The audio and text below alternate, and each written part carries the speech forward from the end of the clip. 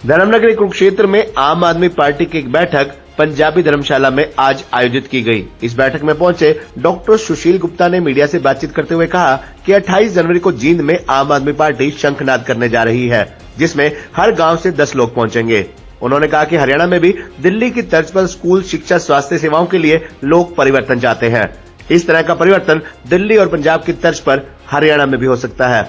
Doctor सुशील गुप्ता ने कहा कि आज बैठक से पूर्व उन्होंने किसानों के मसीहा सर छोटू राम को श्रद्धा सुमन अर्पित किए और उन्हें नमन किया। सुशील गुप्ता ने कहा कि हरियाणा प्रदेश में ईडी के छापे भ्रष्टाचार को रोकने के लिए तो सही हैं, लेकिन अगर राजनीतिक द्वेष से छापे पड़े तो गलत है, इसलिए राजनीतिक द्वेष से छापे नहीं होने चाहिए। वहीं हरियाणा प्रदेश में बड़े चेहरे पार्टी को अलविदा कह रहे हैं तो कुछ नेता नाराज भी चल रहे हैं। जब इस विषय पर मीडिया ने डॉक्टर सुशील गुप्ता से पूछा तो उन्होंने कहा कि जब संघर्ष की यात्रा चलती है तो कुछ लोग चढ़ते हैं और कुछ उतर भी जाते हैं। वहीं बैठक में राज्यसभा सांसद संदीप पाठक ने मीडिया से बातचीत करते हुए कहा कि भारतीय जनता पार्टी का चुनाव प्रचार का तंत्र बनकर रह गई है ईडी। उन्होंने कहा कि गठबंधन की पहली बैठक में उन्होंने हिस्सा लिया था। बैठक काफी सौहार्दपूर्ण वातावरण में हुई। जल्द ही सीटों के संबंध में भी अगली बैठक होगी। पार्टी को कई बड़े चेहरे छोड़ रहे हैं और कुछ नाराज चल रहे हैं। जब इस विषय पर संदीप पाठक से पूछा गया तो उन्होंने मीडिया से बातचीत करते हुए कहा कि मुझे नहीं लगता कि किसी ने पार्टी को छोड़ा होगा। एक केस आपके सामने आया होगा। संदीप पाठक ने कहा कि जिस पार्टी में 2 या 3 लाख पदाधिकारी हों तो वहां कुछ लोग आएंगे भी और कुछ जाएंगे भी। सबसे पहले छोटू राम जी की प्रतिमा पे पुष्प अर्पित किए, उनके चरणों में शीश को नवाया और आज यहाँ पे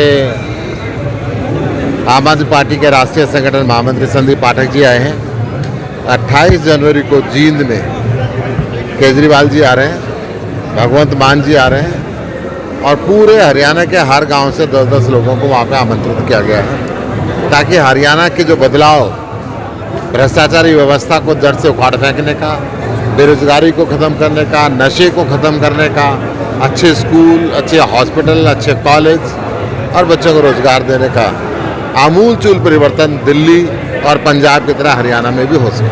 गुप्ता जी क्या कहेंगे? आज ईडी के छापे लग रहे हैं, आज पंचकूला में भी लगे, यमुनानगर में भी, क्या कहेंगे? देखिए, कहीं पे राजनीतिक द्वेष से छापे लग रहे हैं तो कहीं पे भ्रष्टाचारियों के ऊपर भी छापे लग रहे हैं। जो भ्रष्टाचारियों पे छापे जरूर लगने चाहिए, परंतु राजनीतिक द्वेष से ईडी का और सीबीआई का इस्तेमाल नहीं होना चाहिए। गठबंधन को लेकर क्या कहेंगे? हरियाणा की 10 सीटें हैं, 10 में से आम आदमी पार्टी का कितनी सीटों पे दावा है? देखिए, आम आदमी पार्टी का अगर हरियाणा यूनिट की बात करेंगे तो 5 पे दावा है। बाकी संगठन के लिए, उस गठबंधन के लिए आम आदमी पार्टी ने टीम बना रखी है। बाकी फैसला जो सर्वोच्च नेतृत्व करेगा उसको माने। हरियाणा के बड़े लोग पार्टी छोड़ रहे हैं, अशोक तंवर नाराज चल रहे हैं, आजकल दिखाई नहीं दे रहे आपके साथ। नहीं, कोई नाराजगी नहीं है। आम आदमी पार्टी के बैनर पर रोज वो मीटिंग कर रहे हैं, कोई नाराजगी नहीं है। परंतु जो संघर्ष की यात्रा चलती है उस रेल के अंदर कई लोग चढ़ते हैं, कई उतरते हैं। जब यात्रा आखिरी में पहुँचते हैं वो बदलाव के लिए पहुँचते हैं। कुछ और उतरेंगे, कुछ और चेहरे भी उतरेंगे? नहीं, मैं कह रहा हूँ जी, जब लाखों लोग एक यात्रा में चढ़ते हैं तो 500-700, 1000, 2000 लोग उतर भी जाते हैं, खास बात नहीं। ठीक, थैंक यू सर।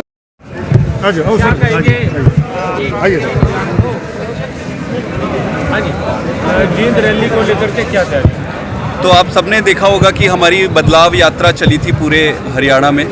बदलाव यात्रा के बाद एक बदलाव सभा का पार्टी ने प्लान किया है जो 28 जनवरी को जींद में रखा गया है। इस पे हमारे नेता माननीय केजरीवाल जी और माननीय भगवंत मान जी दोनों आएंगे, तो उसी के संबंध में आज एक तैयारी बैठक थी। कल मीटिंग थी कांग्रेस के साथ, आप थे उसमें, क्या मतलब फैसला हुआ सर? हाँ जी, मैं था कल उस मीटिंग में और काफ़ी मीटिंग सौहार्दपूर्ण वातावरण में हुआ, अच्छा हुआ।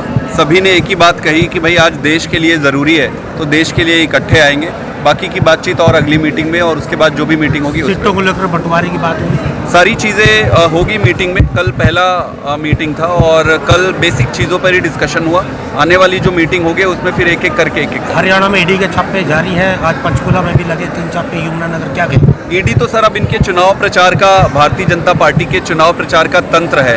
हर वो एक जगह पर जहां पर उनको लगता है कि चुनाव में इनको दिक्कत हो सकती है, हर वो इस व्यक्ति के ऊपर जिनको लगता है कि इनको चुनाव में नुकसान पहुंचा सकता है, ये ईडी के माध्यम से ही उसको जेल के अंदर डालेंगे या तोड़ने की कोशिश करेंगे।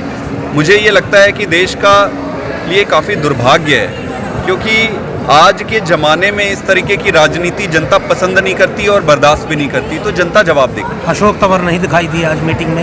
ये बताएंगे अशोक तंवर जी को इनवाइट किए हुए थे क्या मैटर?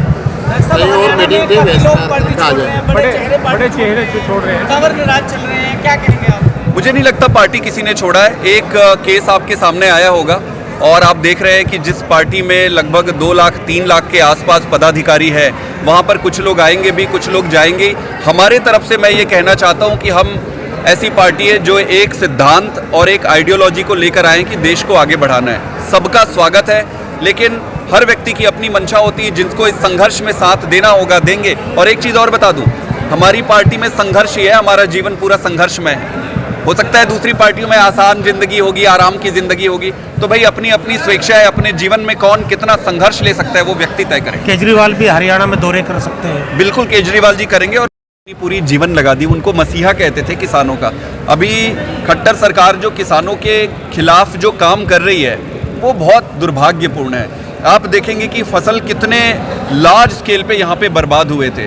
लगभग 7 लाख एकड़, 6.5 से 7 लाख एकड़ के आसपास फसलें खराब हुई थी और इन्होंने सिर्फ 1 लाख एकड़ को आइडेंटिफाई किया कि ये होगा। इसमें लगभग 1.5 लाख के आसपास किसान रहते थे जिनको मुआवजा देना था।